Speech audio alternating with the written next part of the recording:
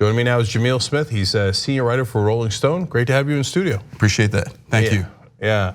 All right. Let's do it. So you wrote about Elijah Cummings, and you said he was not done. What do you mean by that?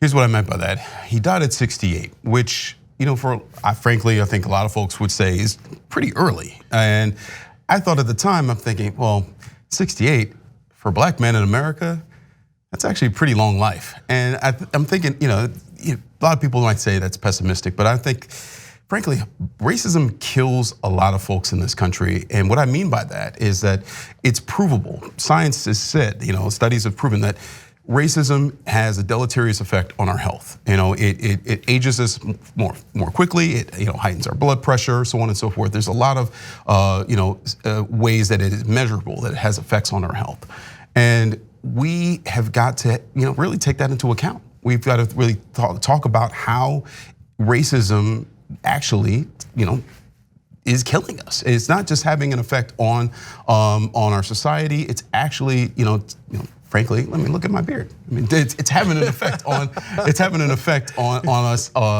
us physically as well as mentally, and it's taking a toll on us day by day. Yeah, I hear you. So I know that African Americans have a lower life expectancy, but yes. Do you have the numbers handy? Because in your piece, I think was a 71. I mean, Elijah Cummings even cited it himself a few years ago. When he was, there was speculation around 2015 that he was going to run for Senate, and he said around that time that hey, black men are only expected to live around till about 71, and why am I running for Senate if I'm going to only going to be living till 71? And that is, it may sound pretty dark, but it's realistic, And so he's saying, look, I'm gonna serve my community the best way that I can, and I'm gonna be in this position, in the House, and I'm just gonna essentially serve these 2-year terms. And why am I gonna be in a 6-year job if I don't know if I'm gonna live? That is, to me, he's understanding the realities of America. Yes, he's maybe calling his own death, but it's a sad realization. I think in a lot of ways he's very prophetic. Earlier this year, he was talking about the census, and he said, "Look, I may not be around to see this all the way through, but we've got to understand that this country, we've got to essentially, we've got to really, we've got to hold this country to account." Martin Luther King in his last speech said, we have got to essentially hold this country to account for, to say that this country's got to be true to what it said on paper. And that is what Elijah Cummings' life was all about. And that essentially is what I think that he wasn't done with that task, and that's what's now up to us to, we've got to, essentially pick it up from where he left off. Yeah, unfortunately, there's a history of African American leaders calling their own death, because Martin Luther King also said, I might not make it with you, but I've seen the glory of the coming of the Lord. Yes. And so he, in a sense, he called his own death, and very, very famously and unfortunately.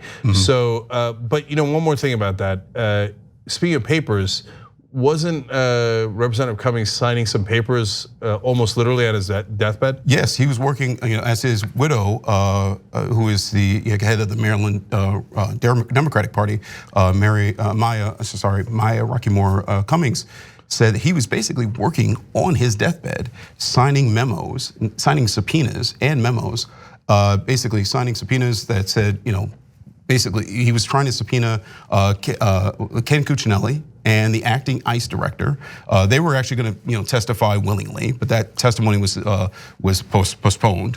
And then he was signing memos that was condemning the immigration policies, these draconian policies of the Trump administration. So he was working to his death to make this country a better place. May we all have such a legacy.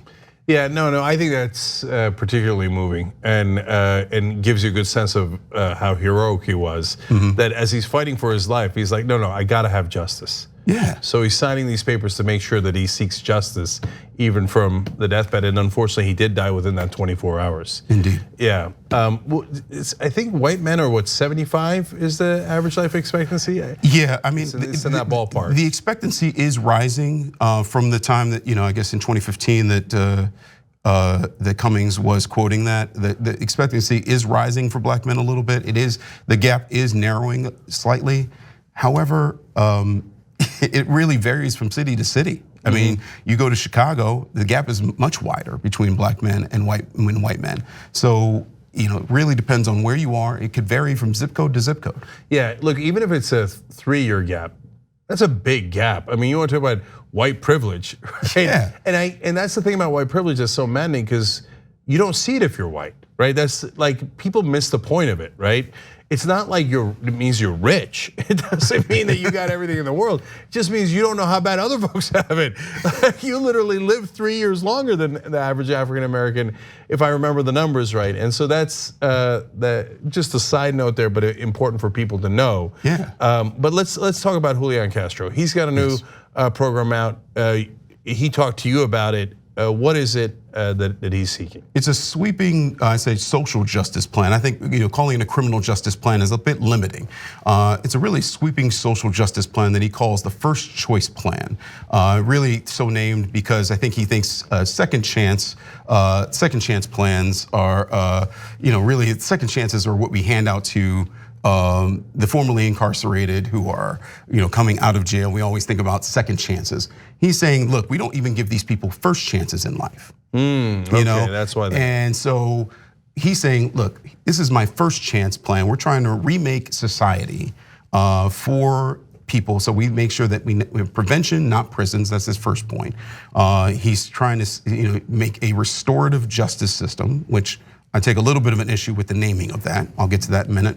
And then he's trying to make basically a holistic environment for people who get out of prison. So he's trying to make sure that they have he actually calls it a second chance center. So they have a one-stop shop for people who get out of prison so that they know where to go.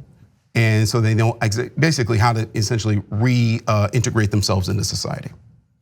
Okay, and so why do you have an issue with the restorative justice part? Because it's not properly defined.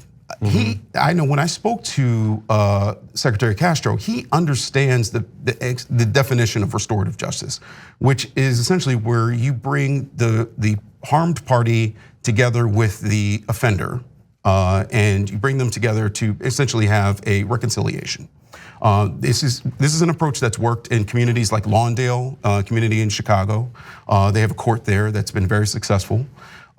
It's an approach that's been championed by people like Adam Foss, former prosecutor. These are people who are championing a really different approach to justice that isn't punitive.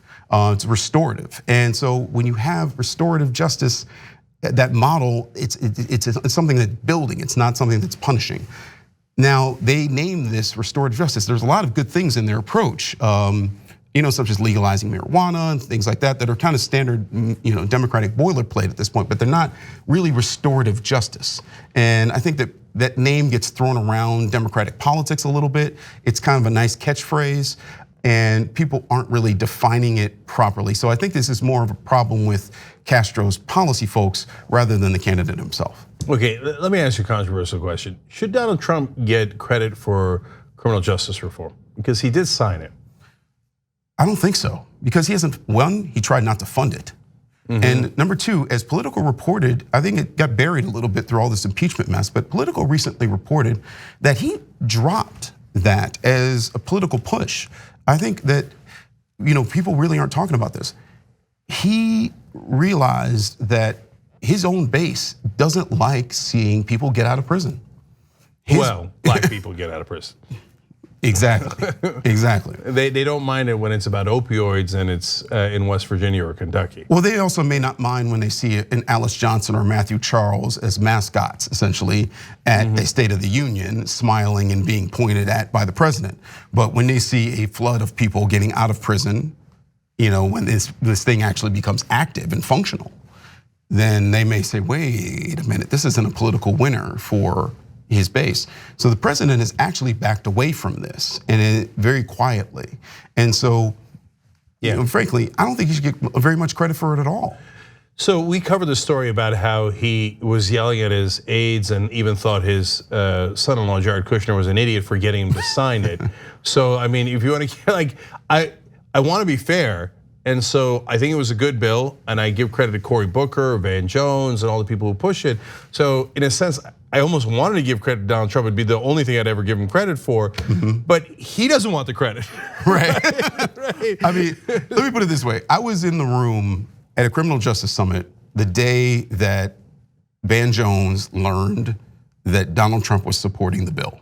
Okay, Van Jones was on stage interviewing Kim Kardashian the day that he learned that he was supporting the bill. And I think Van, to his credit, was happy that Trump was supporting it.